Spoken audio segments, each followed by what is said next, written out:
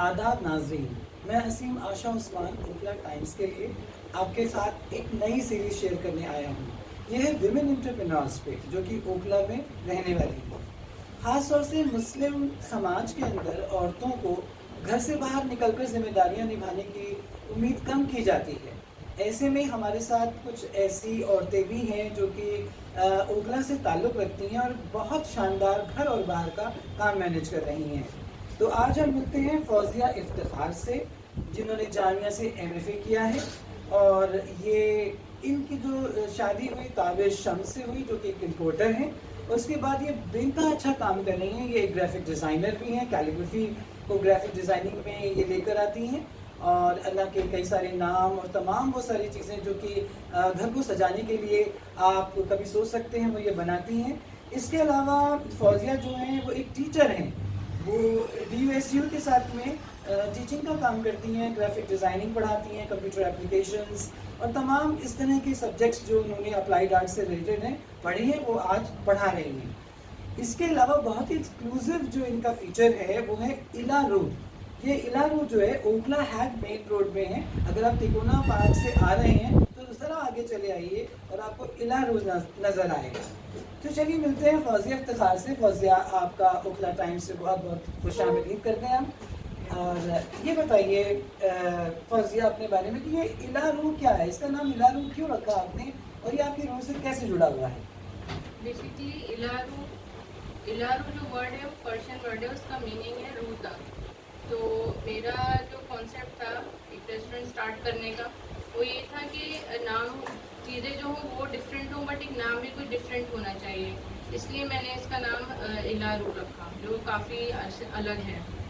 जी, तो फौजिया ये बताएं आप कि आप कैसे आई इस काम की दुनिया में और ये सारी इतनी मशगूलियात हैं आपकी, इतना सारा 3-4 तरह के आप काम करती हैं, घर और बाहर को कैसे मैनेज करती हैं आप? जी, कुकिंग मेरा शौक था, बट मेरे हस्बैंड ने उसको आगे तक पहुंचाया। उन्होंने मुझे बहुत सपोर्ट दिया कि नहीं, आप आगे कुछ कर सकती हैं इसमें। तो हमने ये रेस्टोरेंट का स्टार्ट किया और उसके अलावा जो मैं टीचिंग करती हूँ वो तो मैं कर ही रही थी, बट साथ साइड बाई साइड मैंने ये भी स्टार्ट किया। और फैमिली का और हस्बैंड का बहुत बड़ा सपोर्ट था, अदरवाइज़ ये पॉसिबल नहीं हो पाता। तो आप ये देखती हैं कि मुस्लिम औरतें घर से बाहर निकलने में भी थोड़ा-सा सोचती हैं कई बार समाज उनको अब बाहर नहीं निकलने देता, कई बार उनकी खुद की मजबूरियाँ होती हैं, बच्चे हैं, शौहर हैं, बड़े-बड़े फैमिलीज़ हैं। अब तो धीरे-धीरे न्यूक्लियर फैमिलीज़ बनने लगी हैं, उसके बावजूद भी इतनी हिम्मत नहीं होती मुसलमान औरतों में। तो आप क्या समझती हैं, आप क्या मैसेज देंगी मुस्लिम औरतों को, मुस्लिम महिलाओं को कि अपनी ज़िंदगी में अपनी आइडेंटिटी और पहचान कैसे बना पाएँ? देखिए, मेरी सबसे जो मेन बात है वो ये है कि हर वुमेन को इंडिपेंडेंट होना चाहिए और उनका एक खुद की एक पहचान होनी चाहिए। और ऐसा नहीं है कि आपके हस्बैंड अर्न कर रहे हैं तो आपकी सारी डिपेंडेंसी उन्हीं के ऊपर हो। आपकी खुद की भी एक पहचान हो जो बहुत ज़रूरी है ज़िंदगी के लिए। आगे तक आप जैसे कि हमने आपको बताया कि फौजिया इलारू चलाती हैं ओखला हेड में, तो आइए जानते हैं इनसे कि इलारू में क्या ख़ास है हम सब के लिए। तो बताएंगी फौजिया कि आप इलारू में क्या ख़ास कर रही हैं? इलारू एक फास्ट फूड रेस्टोरेंट है।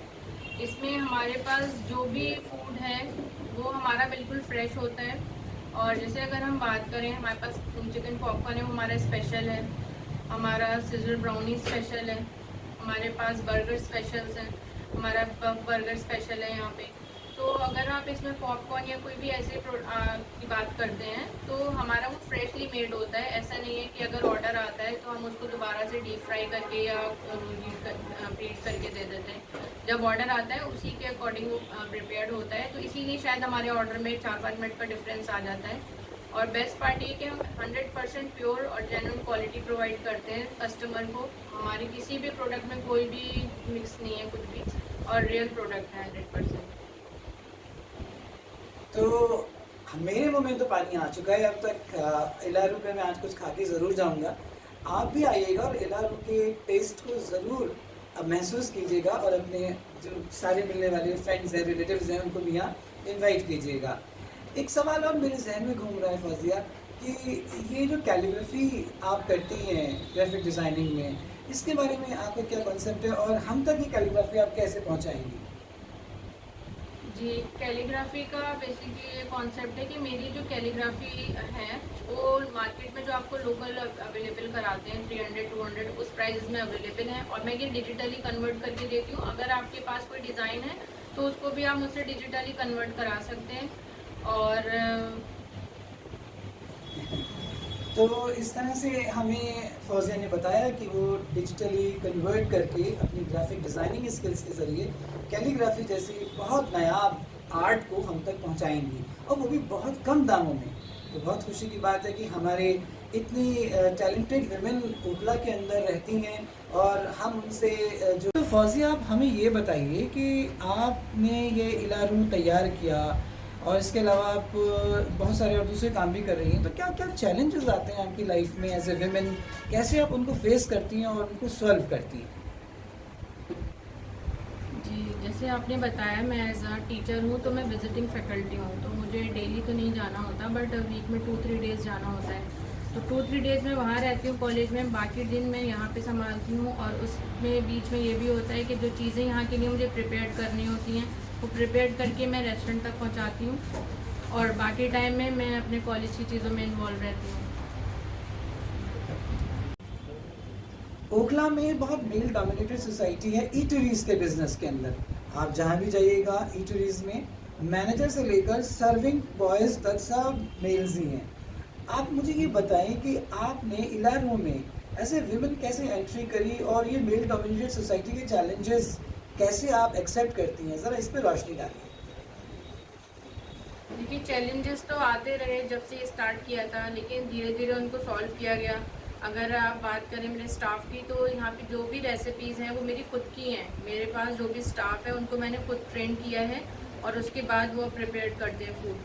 और अगर आप बाकी चीज़ों की बात करें, जो चीज़ें लाना मैनेज करना, वो सब मैं खुद ही करती हूँ। बाकी कुछ चीज़ों में ऐसा होता है कि ये लोग मैनेज कर लेते हैं, अदरवाइज़ सारी चीज़ें मैं खुद से मैनेज करती हूँ।